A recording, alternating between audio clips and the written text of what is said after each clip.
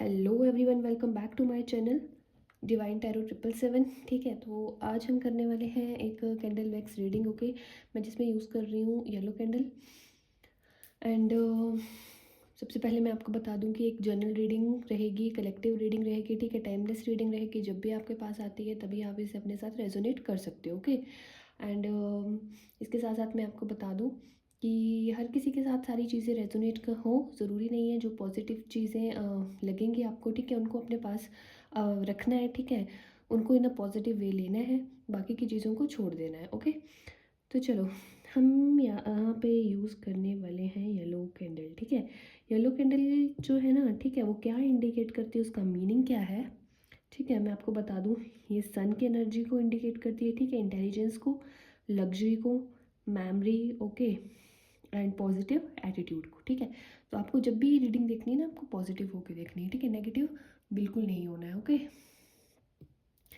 तो चलिए सबसे पहले करते हैं कैंडल को लाइट। ओके,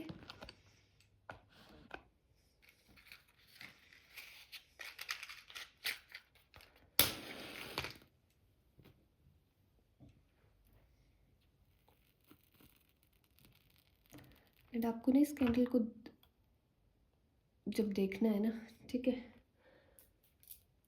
इस फ्लेम को जब आप देखोगे ना, तो अपने पार्टनर को विजुअलाइज़ करना है। ठीक है, विजुअलाइज़ करो, या तो उनकी कोई फ़ोटो है तो उसको देख लो। ठीक है, या तो फ्लेम की तरफ देख के आपको, ठीक है, अपने पार्टनर का नाम लेना है 3 बार। ठीक है, देखिए अपने दिल दिमाग को ना एकदम शांत रखना है। ठीक है, गहरी लंबी सांस लीजिए, आंखें बंद कीजिए। ठीक है, एंड अपने जो पार्टनर है ना आपके, ठीक है, उनका नाम लीजिए। ठीक है, गहरी सांस लीजिए एंड उसे होल्ड करिए। 3 बार अपने पार्टनर का नाम लीजिए, फिर सांस को धीरे धीरे छोड़ देना है। ठीक है, तो let us start with our reading. Focus करिएगा फ्लेम के ऊपर।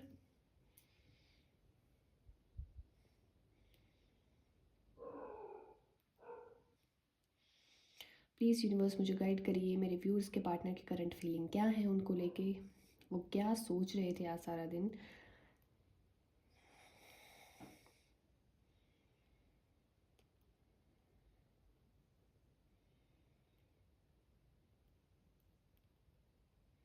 देखिए व्यूअर्स, आपके जो पार्टनर है ना, उनकी हालत जो है वो एक, जैसे पानी से निकालते हैं ना हम किसी मछली को, समझ लो कि मछली जो होती है ना, ठीक है, जो बिन पानी के ऐसे तड़पती है। ठीक है, वैसी उनकी हालत हो रखी है। ठीक है, वैसी उनकी हालत हो रखी है, बिन पानी के जो मछली जैसे, ठीक है, तड़पती है जैसे। ठीक है, वैसी उनकी हालत हो रखी है। बहुत बेचैन है, हो सकता है इनकी रातों की नींद जो है, ठीक है, वो उड़ी पड़ी है। ठीक है, उन्हें रात को नींद नहीं आ रही है, बेचैनी हो रही है। ठीक है, जब तक आपसे बात नहीं होगी ये सब कुछ, ठीक है, होता ही रहेगा इनके साथ। लेटर की बात करूँ तो LAS नज़र आ रहा है मुझे। ठीक है, V नज़र आ रहा है। ओके, K मुझे नज़र आ रहा है।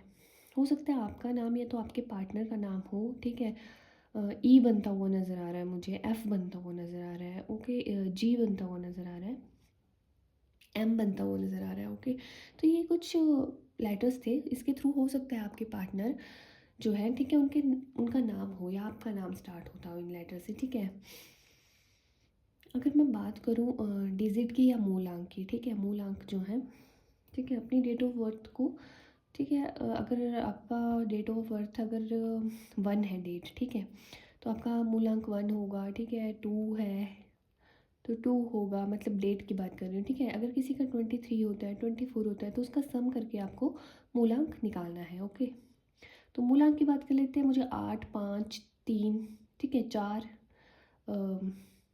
ये 6 नज़र आ रहा है मुझे। ठीक है, ये मूलांक मुझे नज़र आ रहे हैं।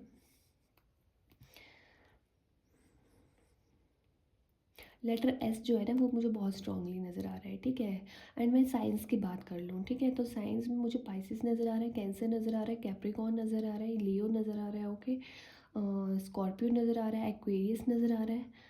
यस यस, देखिए देखिए फ्लेम को देखिए।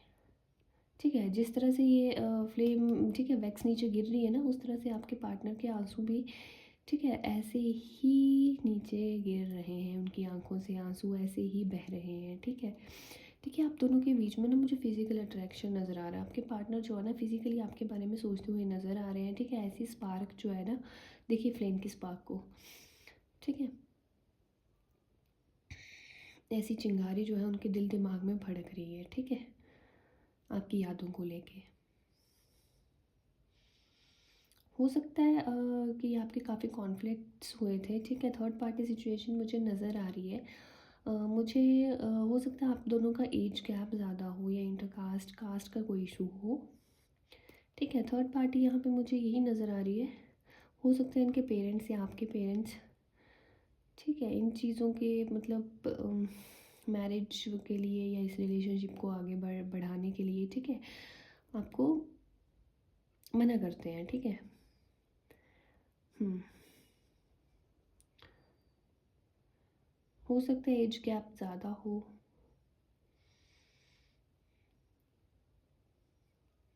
एज गैप ज़्यादा भी हो सकता है, कम भी हो सकता है, ठीक है? क्योंकि एज गैप बेशक ज़्यादा हो आपके पार्टनर का, लेकिन इनकी जो एनर्जी है ना, या तो इनकी मतलब मैच्योरिटी जो है ना इनकी, ठीक है, वो बहुत कम है इनमें। इनमें बहुत बचकाना हरकतें, ठीक है? बच्चों जैसा सोचना कि चलो जैसे चला है चलने दें, ठीक है? इतने एफ़र्ट्स भी ये नहीं डालते होंगे। ऐसा कुछ मुझे नज़र आ रहा है। ऐसा नहीं बिल्कुल ही एफ़र्ट्स नहीं डालते थे, लेकिन जितने आप इनसे चाहते हैं ना, इनकी ऑन ऑफ सिचुएशन लग रही है मुझे, ठीक है? कभी आना, कभी आपके लिए हद से ज़्यादा कुछ कर देना, कभी एक दिन आपको स्पेशल फ़ील करवाना, अगले दिन आपको ऐसा फ़ील करवाना कि आप इनकी ज़िंदगी में कुछ हो ही नहीं, ठीक है? तो ऐसा कुछ। अभी की बात करूँ तो मुझे no communication, no contact situation नज़र आ रही है। हो सकता है आपके पार्टनर ने आपको कॉल की हो, ठीक है? ये तो करने वाले हैं, ठीक है? मुझे बहुत जल्द ये सिचुएशन जो है, ये कम्युनिकेशन होता हुआ नज़र आ रहा है इसमें, ठीक है? देखिए ना, वो इतने बौखलाए हुए हैं ना, इतने बेचैन हैं कि उठ उठ के रात को, मतलब होता है ना जैसे घबराहट होती है, ठीक है? हमें ठीक से साँस नहीं आती, ठीक है? वैसा उनका हाल हो रखा है। उन्हें ठीक से साँस तक नहीं आ रही है।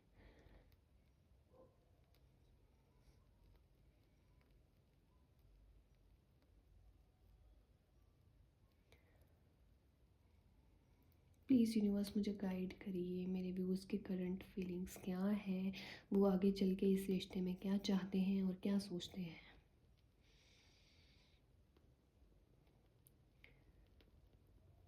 देखिए, हो सकता है इन्होंने आपका साथ, ठीक है, दिया है, लेकिन जब शादी की बात आई है तो उनके पेरेंट्स ने इन चीज़ों के लिए मना कर दिया कि आप आगे रिलेशनशिप मत रखो, इसका कोई फ्यूचर नहीं है, क्योंकि कास्ट प्रॉब्लम है, ये तो एज प्रॉब्लम है, एज गैप है, ठीक है?